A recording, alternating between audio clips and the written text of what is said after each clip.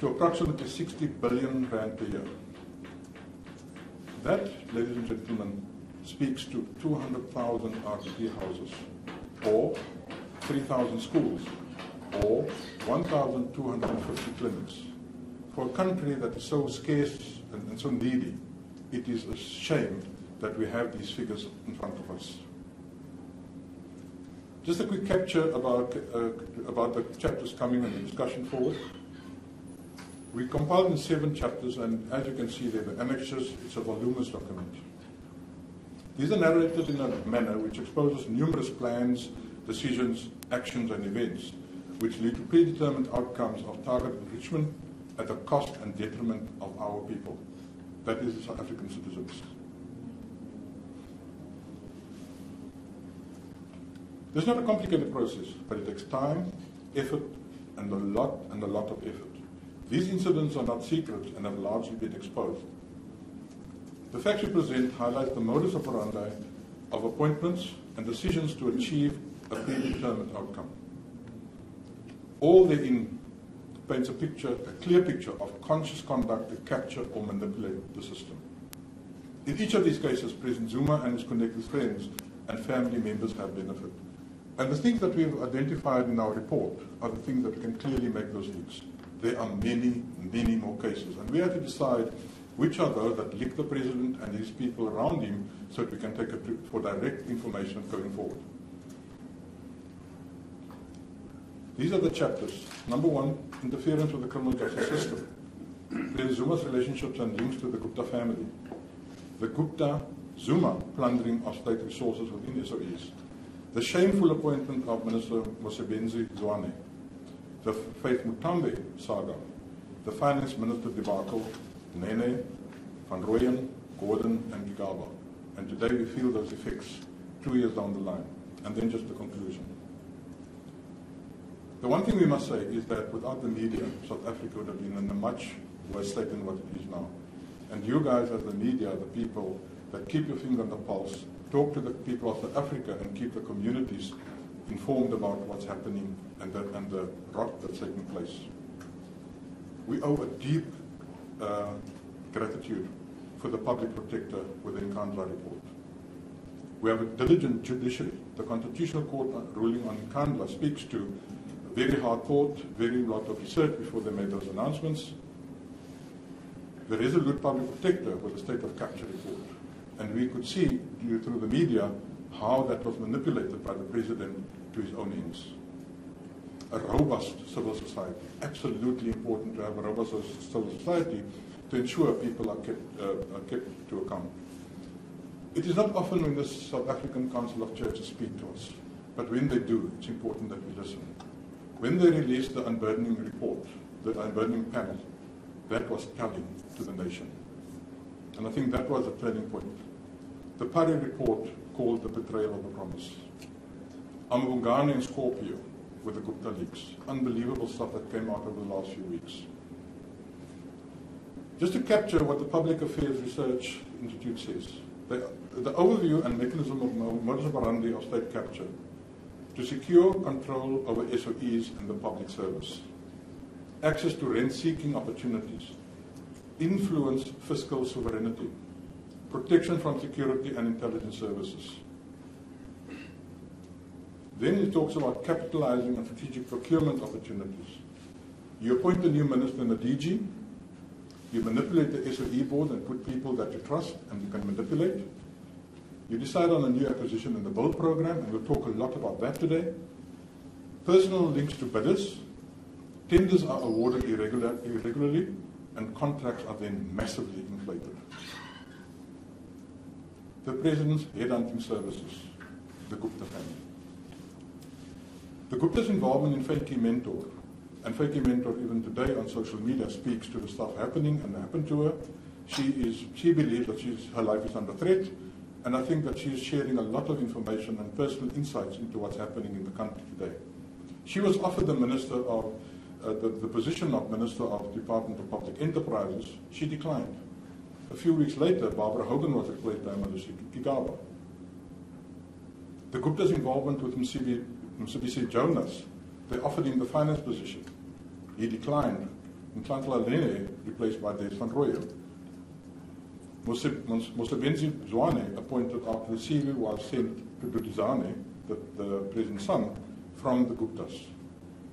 Emails link Colin Machila appointment through the Guptas.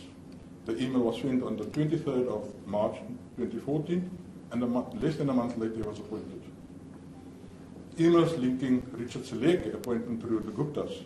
Email was sent on the 29th of June. He was appointed on the 1st of December. The President's conduits. The President instructed Themba Maseko, which at the time was the CEO of GCIS, and I quote, assist the Gupta media empire with an ad spend for the new age. He refused, and he was replaced by amenable Jimmy Mani. And you can look at Jimmy Mani's statement today. Obviously, he is in the camp. The CEO of the presidency, Laleka Kaunda, worked with the Guptas and was in regular contact with them. At one stage, she was about to go into business with them, but that deal fell through. She withdrew. The president defended the Guptas when they were using the Waterkloof Air Force Base. Bruce Kolani, he was implicated in the Waterkloof saga. Absolutely, he was suspended, but suddenly he was promoted and appointed an ambassador. And even as an ambassador, he was still working for the Guptas, searching for work where he's based in the Netherlands. Duduzane, throughout the trails of emails, come through as the president's proxy. So where the president cannot be, he gets used as a conduit, and he communicates on behalf of people to the president and from the president to people. He facilitated a meeting between A.J. Gupta and Mr. Jonas. Duduzane facilitated a meeting between the President Vladimir, which is a Russian, cannot pronounce that name, billionaire and chairman of Sistema. The President introduced Jacinto Rocha, who is the DDG at the Mineral Resources at the time, to Tony Gupta and Duduzane, with the words, help him, and he's talking about his son, wherever you can. He's the only son of mine involved with money. Duduzane facilitated appointments of key personnel which were vetoed by the Guptas. It was first approved by the Guptas before the appointments were made. Duduzane influenced Boitumelo Marishane to waive immigration regulation to Sahara employees. This is not a state employee, this is a private citizen. Gloria Bongengema Zuma is one of the wives of the president. She was previously employed by the Gupta's JIC mine. She bought a Waterkloof house for 5.4 million using the Sinkumo Trust. The Sinkumo Trust, interestingly enough, was established just before this transaction. Here's the interesting bit. She's using a bond of 3.8 million from the Bank of Baroda, which is based in India. We don't know where the deposit came from, but that is the balance for the bond. The repayments, which is approximately 65,000 in a month, is paid by Mabengela Investments, of which Duduzane is a shareholder and a director. The premiums and bonds are guaranteed by JIC. The one thing that comes out through all the emails is that there are 65 different companies, but they've been treated as one common company. Money flows from one, and they pay people from different accounts from the different companies. Duduzane is employed by and is a partner of the Guptas in various of these companies. Duduzane's twin sister, Duduzile, was appointed on 13th of August 2008 as the director in Sahara Computers and Sahara Consumables. She later resigned, and she disappears off the scene in terms of the emails. Gupta's treasure trove, captured. The Department of Public Enterprises has a huge budget, huge infrastructure projects and contracts. The Department of Mineral Resources, they have authority over mining opportunities and the rights to the mining. The Department of Communications is important for the Guptas because they have TV interests. The Ministry of Finance, ultimately the purse strings of South Africa. The Treasury was a barrier for SOE funding guarantees. The Department of Public Enterprises, it is littered with irregular and illegal contracts. Transnet irregular locomotive tender, the 5.2 billion rand that was paid off as a bribe. It's called a service fee, out of a 50 million rand contract. That is serious money. The regiment's capital made approximately 500 million with Transnet. Trillion made 100 million. Homeland got 66 million out of a Neotel deal as a fee and a bribe. To get the exploration, 11.7 billion rand contract from Eskom, seriously inflated from the optimum prices. And this is the deal where Tegeta was taken over from Optimum. Eskom contract with the New Age worth 43 million rand. The NEL contract with VR Laser Asia, which was later stopped because of irregularities. Just the players. And what you find in the emails are people that use aliases. And you'll find that Richard Seleke, and I had to, for privacy reasons, I had to delete some of the information. The email trails speak a lot about info and so on. So you'll find him writing to the Guptas on this. Machela Koko, which is a senior executive in Transnet, uses Machele at Yahoo. And these are just a few names of the people coming up. Jacob Zuma is regarded as the chief. Brian Olefes comes along, Anosh Singh, Ben Govan is the chairman, Daniel Machana, and Rajesh Gupta is called the boss in the emails.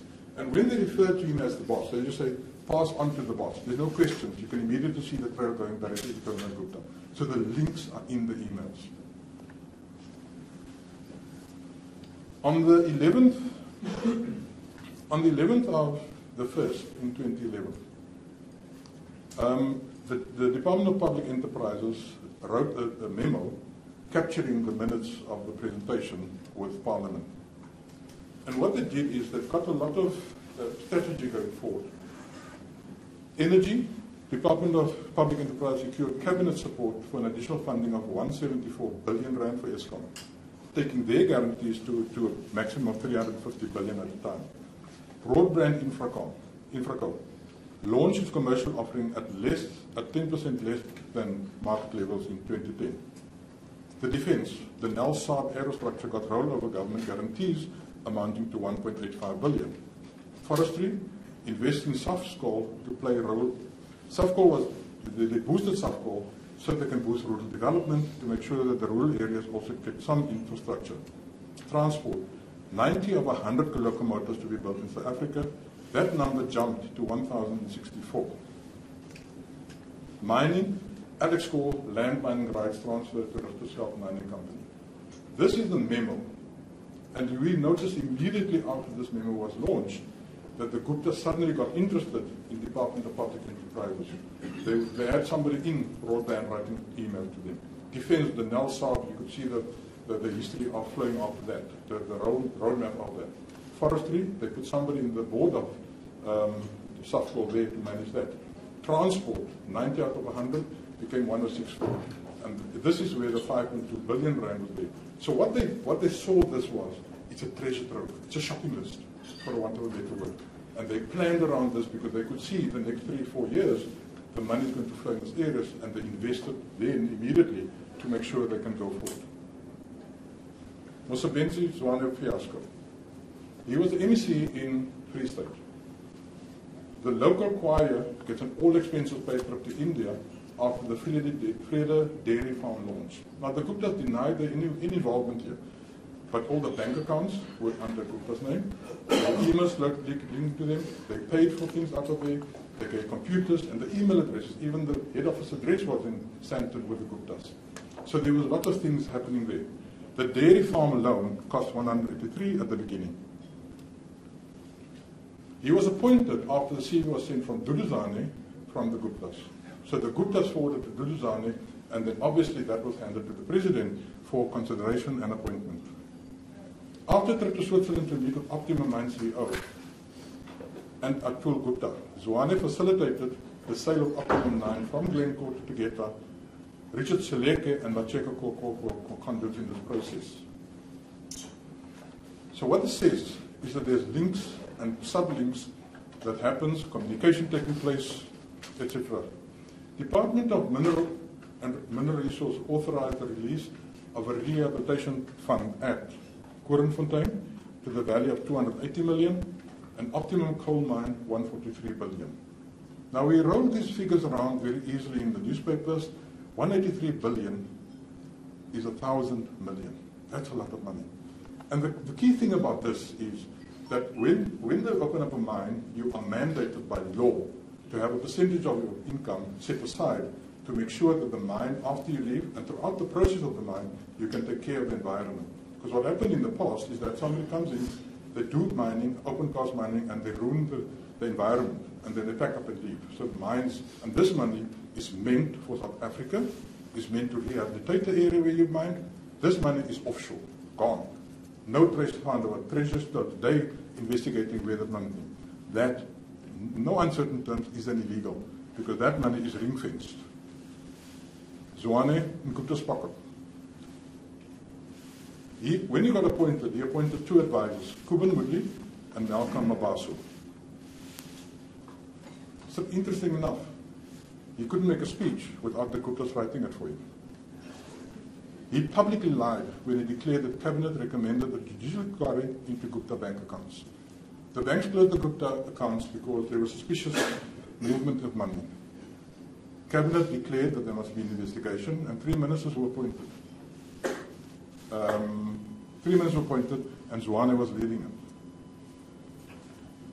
But when he came back, he said the Cabinet, and he made a public announcement that said, Cabinet endorsed that the investigation must be on.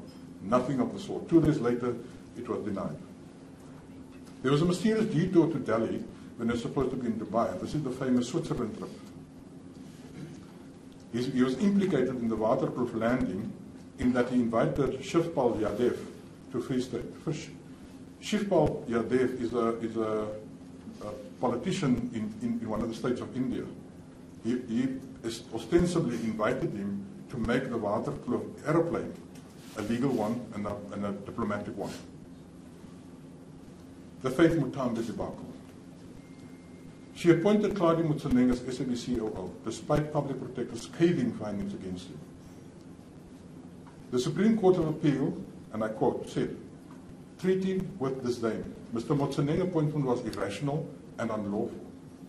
The SABC ad hoc committee, and I quote again, the President should seriously reconsider the desirability of this particular minister retaining the communications portfolio. The Constitutional Court says, this conduct must be frowned upon and discouraged. And they use those words because she consulted with the Guptas to find out what decision she ought to be taken, but she refused to give the sources of her negotiations and consultations.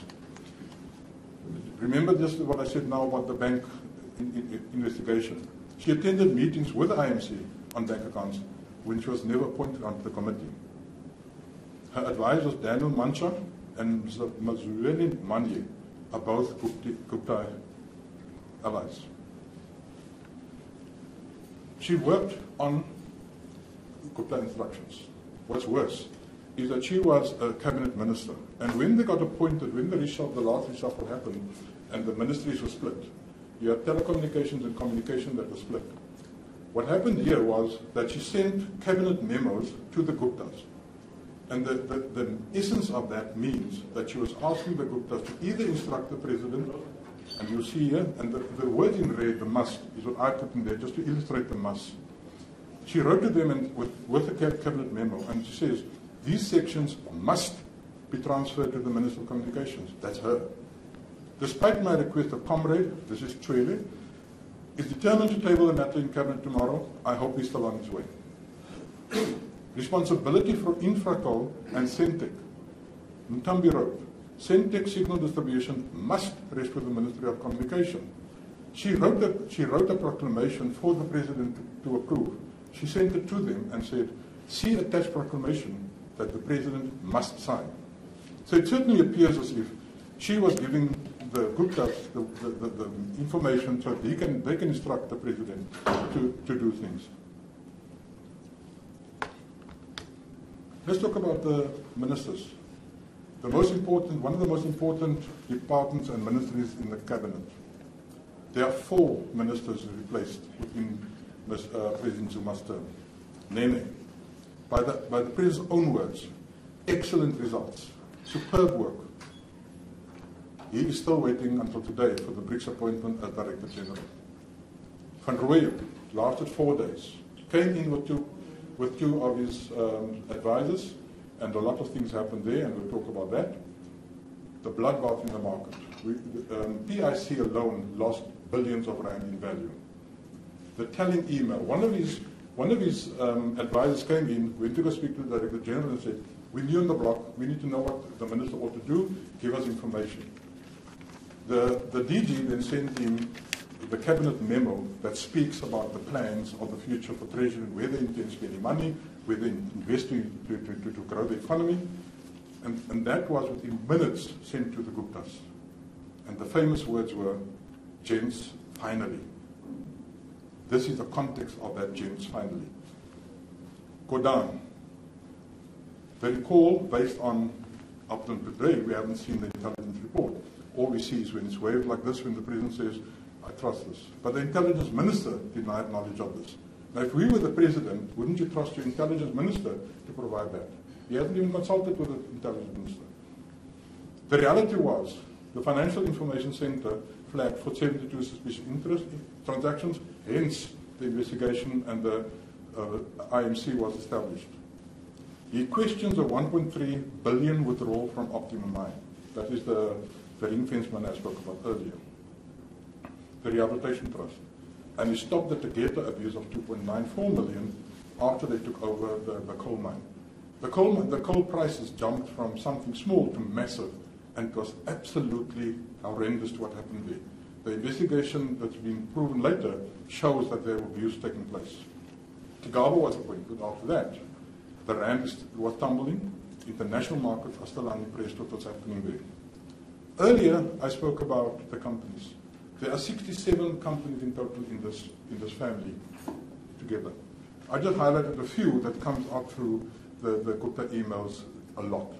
And these are the numbers. And the Mandela Investments here is the one where the president's son has got shareholding as well as director, but he's the director of many of these. But that is the one that I spoke about earlier. Homix as well is a very secretive. It's a one-man operation in Centurion with no office and no infrastructure there. I want to start concluding. Minister asked us, Gordon asked us, connect the dots. We believe we've connected the dots, and we believe we've got a compelling case. Today we will provide, and we leave here, we will be going to Parliament, and we'll be handing the document to the Speaker of Parliament. People cannot say they were not aware or they are still unconvinced. On the day of the vote of confidence in President Zuma, we will mobilize civil society and the country for a most historic march that Parliament has seen in our new democracy. The last march of this nature was on the 7th of April, from Church Square to the Union Building. We're hoping to supersede that march by thousands. We as OUTA and civil society call on all South Africans to join the fight to remove corrupt officials and hold them accountable. Sometimes the MPs and National Assembly forget that they represent the people of South Africa and not their parties. Once you're elected, you represent me, not the ANC, not the DA. You represent me and the people in the country. And when they stand up and talk in Parliament, they must remember that. And on the day of the vote of no confidence, that is critical that they need to remember. In closing, we will also share our compelling case document relevant institutions of authority with encouragement to act. And we're talking about the eNCA, the Hawks, Public Protector. Those are the kind of people that we're talking about to make them aware of the documentation. And we spoke earlier that says the documentation has been prepared in such a way that it can be converted into a case very quickly. We will also compile criminal cases against those that we've identified, and we will go after each individual that has been implicated in the process. The final step of litigation will be contemplated, and I'm talking about the President. Should the Member of Parliament turn against society by protecting a corrupt President? South Africa's journey of recovery can only start with the removal of the President Zuma. For as long as he's sitting there, the corruption will continue. We cannot lose a day. Every day that this man sits in Parliament, every day sits in power, we lose money, and we're losing billions by the day. The corruption should end now. Parliament must be encouraged to heed the Constitution and put the country first. Let me share with you that on Friday, Parliament closes and they go into recess. And the parliamentarians then go to constituents. So they go to the constituents that they're allocated to, and they go sit in the office listening to the community where they are based. We are urging the communities to visit them. speak to them, share your frustrations, so that when the vote of no confidence comes, they cannot say, the people of South Africa has not spoken. The people of South Africa must talk now, during this break, at the constitutional level, at the constituency level, so that when they come back to Parliament, they can say, I have a mandate of the people, because that's what they have as the members of Parliament. Now, when we leave here, we'll be going to Parliament, and we'll be handing over the baton to parliamentarians to take the matter forward. I thank you.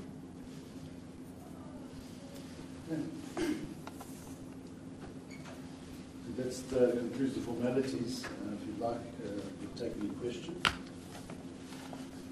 Yeah. Thank you very much. It's Korean Business Day.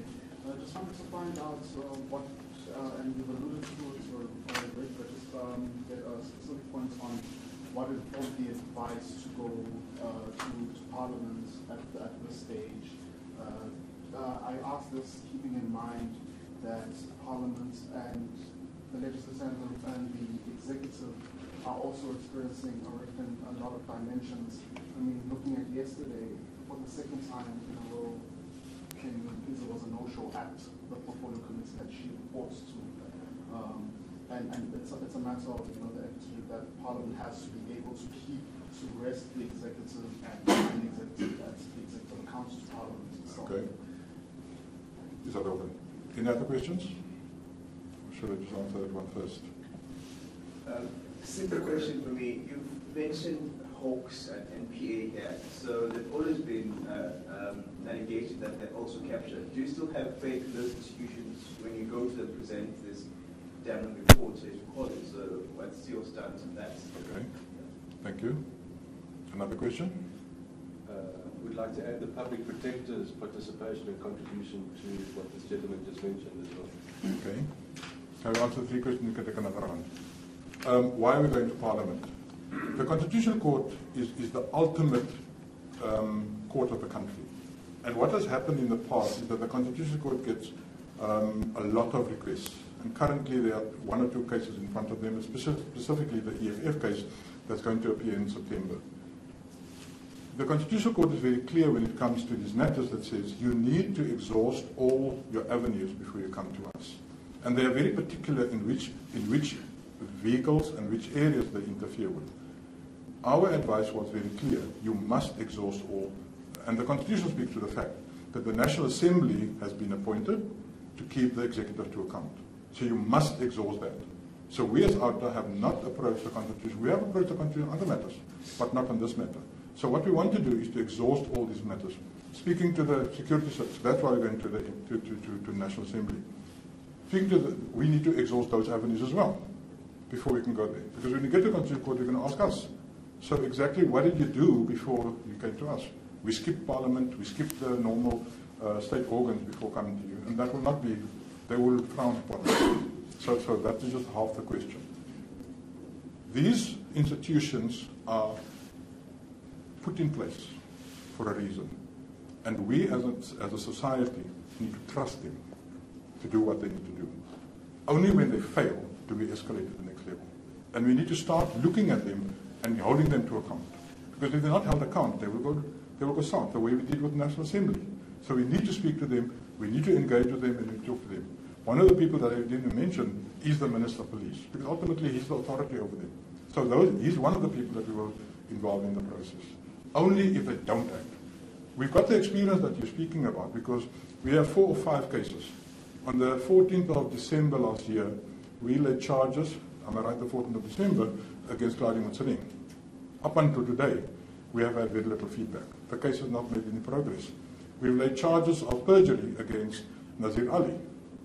Not any progress yet. But guess what? We have to follow the process. We have to follow the law. We have to install, and we have got to follow and strengthen the law, because otherwise we skip these steps and they become redundant. And we cannot afford those to become redundant. We need to strengthen them. The third question? Just regarding public protector. Same principle. Absolutely. We must strengthen her.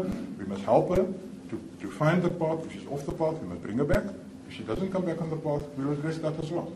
And we'll find her incompetent in that case. the way the previous head of the Hawks was now taken off. So we need to follow this thing, and we need to give them opportunity to do those things. Any other questions? Hi, Paul Dekiachi from Bloomberg.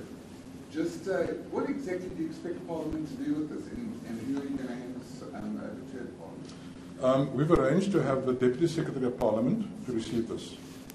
That is the official channel that we chose to do. What we will provide is copies of all the documentation in soft copy to all the chief whips, which will then, so all the chief whips of the political parties will also be there. We'll also get a copy. And it will be available on our website. And we'll communicate with them to say, this is the website, please download it, because that's a voluminous document. 400 copies of that, and we're a small organization. So we're hoping that they'll be willing to go onto the net and fetch it for themselves. Yeah, but what exactly do you expect them to do with it? Now they have this information. What are you looking for Parliament to do? Let's look at the roadmap forward. Parliament is in recess from Friday. We expect when they return from recess that they will be scheduling the vote of no confidence. So somewhere in August they start up again. 2 or 3 weeks after that, they will schedule the vote of no confidence. And there's a discussion that takes place before the vote of no confidence. And we're hoping that this information will be part of that discussion and debate that speaks to what is there, why should we or why should we not vote the president out. And so that is the context of that. We want to provide it to them. They can read through it. They can ask questions. And then when they vote, they have no excuse to keep the man in power. Sorry, I don't want to belabor. Have you scheduled meetings with the various political parties, especially the ANC, who are the majority? When? Meetings will be scheduled with. Sorry, we will schedule meetings with all institutions in authority, including the ANC. The NEC will get this document as well. It's a journey that we need to start by putting the document first in front of them. Whether they read it or not is their decision, but it's there. It will be mailed personally to every member of Parliament. It will be given to the Chief Whips, as Ben said. It will be given to the Speaker of the House with a request to table it for discussion. We're not in Parliament. We can only request that to happen. We believe that various members of opposition parties will be putting the motion forward to have this matter discussed. And if we just step back where we were when the last vote of no confidence happened, there wasn't sufficient compelling evidence. There was a public protector's report. It's shrouded in political nuances, and it is easily fobbed off. What we've done here, and what has been very different up until now, is that we have a very compelling document, a very thick document, with 3 to 4 times thicker than that, the evidence linking and joining the dots, which is practically and has been designed and developed in the format for litigation. It goes to court. It's not a hearsay document. It is not a thumbsucker. It's not relying on media statements or headlines or nuances that there's something wrong. The proof is there. All we want is for MPs to understand it, read it, and digest it. If after that, with given a lot of opportunity to do so, they vote to keep the president in power when the vote of no confidence happens, we can confidently say that you have not exercised your constitutional duties and mandate to this country. If it's not in secret, it gives us a lot more exposure as to who those transgressors are. And this is a serious matter. So up until today, nothing sincerely compelling enough has been provided. This is it. And we hope that this will, and we do believe that it will, substantively change the minds and give reason for MPs to vote with their conscience. And that really is the first step and the purpose of this discussion. We will have meetings, if need be, with the members of political parties as well. But it's all there. There's nothing really more to explain. And as a last resort, we will go to the Constitutional Court.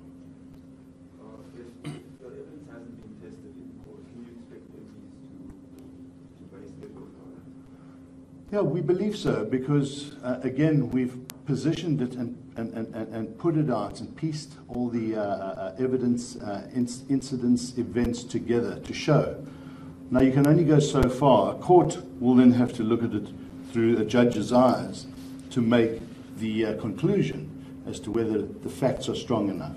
That will happen then. But we believe that when you present it in this manner, we are all adults, we all have an executive mindset, and we need to apply our minds to what is presented. And so they can read it. If they want to fob it off, if they want to ignore it, if they don't want to believe it, well, that's their choice, we believe. But we don't believe that... read that with the comments of the Constitutional Court that says the MPs do not represent in Parliament their organizations, they represent normal South Africans. We are hoping that if you put the two together, there will be a compelling case and their minds will be changed. And I think what we want to say here to all of you and to the MPs is read the document. Just if you don't touch the annexes, which is quite a lot, read that document, read the introduction, read the conclusions, read the various chapters. There's more than sufficient there. We could have spent another 3, 4, 5 months putting another 20 chapters in there. The list is endless as to the evidence of state capture, of corruption, and of direct links to the president. We had to stop somewhere. And as we said earlier on, in a normal society where matters of this nature are taken seriously, you only need one incident to remove a sitting president. We've given far more than one. We've given quite a few in there. Each chapter contains a number of incidences. But read it. It's well put together. It's been put together by senior counsel. There have been a number of legal minds compiling this document. There have been a number of investigators, professional researchers applying their time and minds. It's taken months, and we put it together in a way that we believe is sufficient to bring about the change that has to happen. Yeah. Your final form of litigation would be against MPs who didn't vote against the president. Well, you know, we don't want to preempt what we're going to do. The advice we were given is we're not going to commit to what angles or forms or lines of litigation we're going to take. What happens going forward will determine what happens and what we do with this at the end of the day. It could be that we go straight to the Constitutional Court. Remember, we're also very mindful of the fact that the powers of the Constitutional Court and their ability or inability to do certain things that interfere with the executive powers of the state are very clear. But I think as a country, we're writing history. The Constitutional Courts are being tested.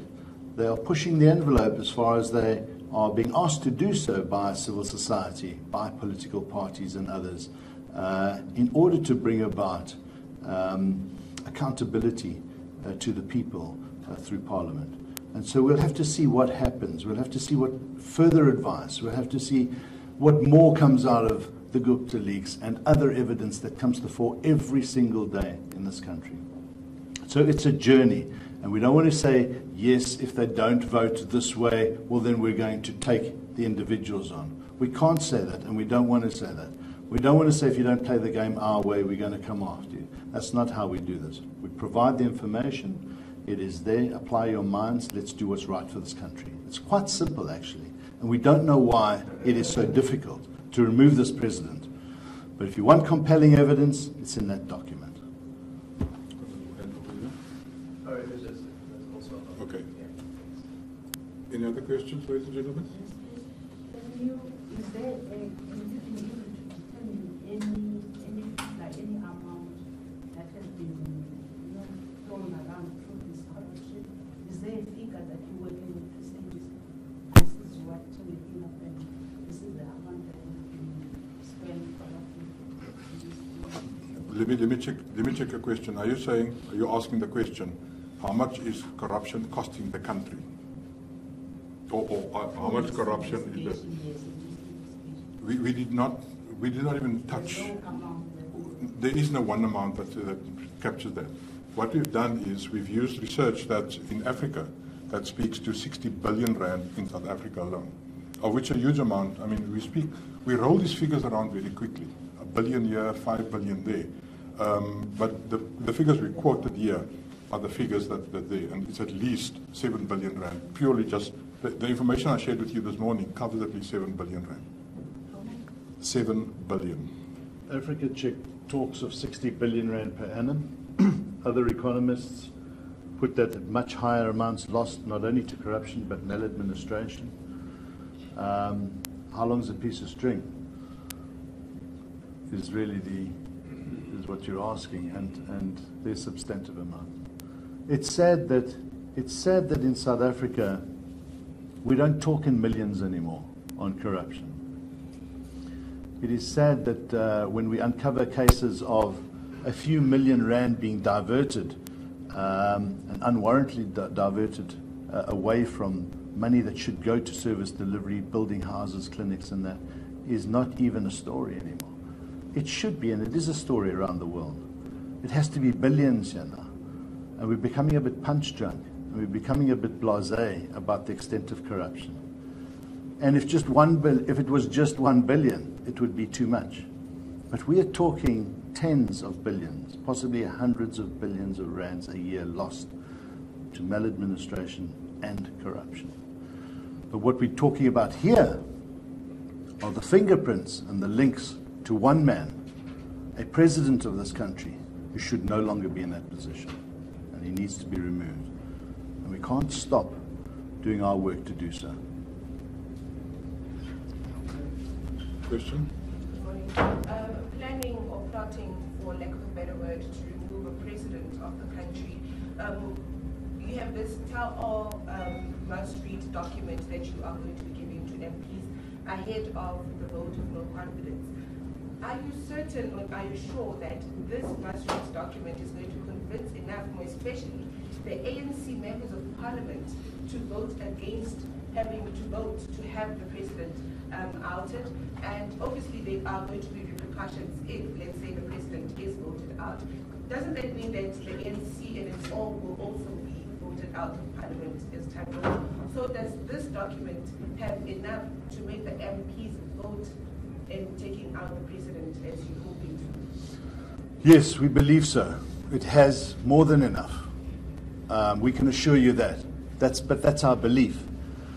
As we said earlier on, the real question then to that is, do we have the confidence in the MPs and the other states, the institutions, to do what is right? We believe so. We believe that the current and the tide is turning against the president. We believe, if you look back at the last the National Executive and the meetings within the ANC, more and more people inside the party are standing up. If we look at what is happening in Parliament, more and more people are taking cognizance of the reality of state capture and the President Zuma's links to it.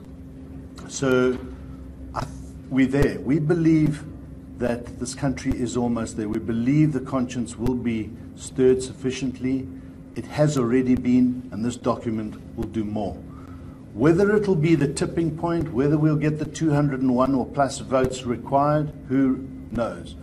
What would have been sad is that, knowing what we know, was not to have done what we've done. We often get, well, what is this going to do?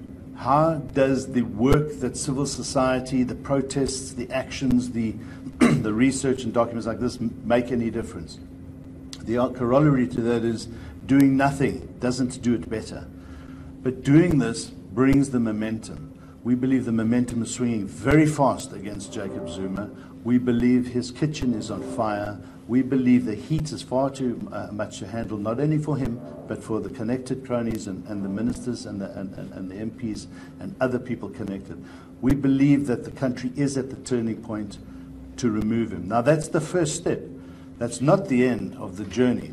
There's a big journey that has to be taken with civil society, with faith-based movements, with labor, with business, with politicians, in order to deal with the scourge of corruption, which has permeated and penetrated right down to local government levels. We have to deal with those matters and issues. It's going to take time. How do we deal with it? Does the country introduce a courts for corruption? Do we have a truth and reconciliation process and repatriation of funds? What do we do? Those are colloquiums, dialogues, and discussions that still have to happen. But the pain and suffering that has been caused over the last decade under the leadership of Jacob Zuma has become too unbearable for this country to survive. And so the short answer then is yes, we think there is sufficient. Yes, we do believe there's enough. But if it doesn't happen, it gives us the next step to take. It gives us clarity on where we have to go to from there. I hope that answers the question. Good. And just one last one. Perhaps maybe you have touched on it because I came in a bit late. The credibility of the information in the Ministerial document. How credible is it? Would it be from sources in the media? Would it be from sources? When I came in, I heard you talk about the emails. Could it be possible that those emails are the alleged leak emails? Yeah. And how credible are those? So, very good question. When we set out on this journey, we set out long before those emails became available. Remember, the country and the media and the public protector's reports and the information that is flowing to this topic of connectedness, corruption, state capture, appointments that are made and manipulation of state structures for personal gain. The stories abound. We started our research towards the end of March, answering one question. As a civil society organization where we have multiple tentacles doing a lot of work, 25 different cases in different areas of state-owned entities, the elephant in the room was, what do we do about helping and putting something together that's compelling enough to remove the president, because the links all go back to him and many of the problems that we're dealing with today. We set out on a journey engaging with senior counsel. So that's the first tick to the answer to your question, is how credible is it? When you work with senior counsel with high reputations, they know and they warn and they guide us as to doing this properly. So that's one thing we had to do. And we knew the consequences of failure. And we know also that when you go out to try and prove and test this stuff, that you don't necessarily get it right, but you've got to start somewhere, you've got to go down this road. While we were compiling this case of the various incidences that link, because you've got to link the chain and you've got to link it with facts. So the Gupta leaks came out, and so the Parry report came out, so the SACC report came out. Those have blown a lot of wind into the sails of the work that we've done. We've used them. But also to just clarify, the emails that we use, the documentation that we use is authentic. It is real, and it is stuff you cannot ignore. Nobody can ignore. So we've featured a lot of that in our report. And just for your information, Gwede Mantashe confirmed that at least 4 people that were listed by the emails in the newspapers have confirmed that the emails are correct and accurate.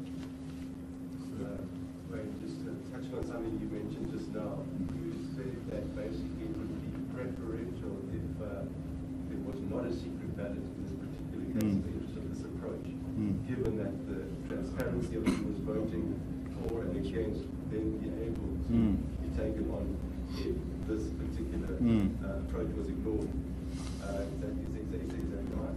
Well, yes, we said it because it's actually quite an interesting debate. We were speaking to on this the other day, and a debate took place on one of the other matters and cases that we're dealing with, and it's quite an interesting discussion. You know, should it be in secret ballot? Shouldn't it? What are the pros and cons of either or?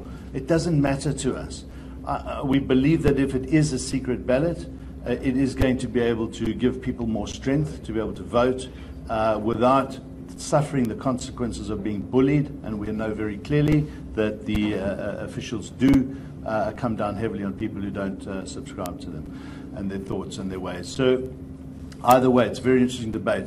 But one thing we can say, and one thing that's put into that debate, is if it isn't secret, it's not too much of an issue. In fact, it might be a blessing.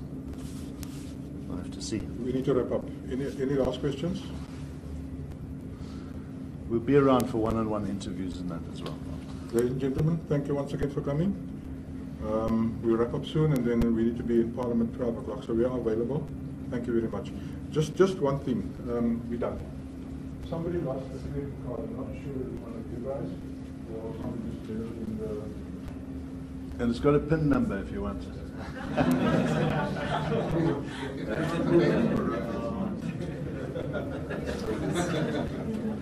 Thank you very much.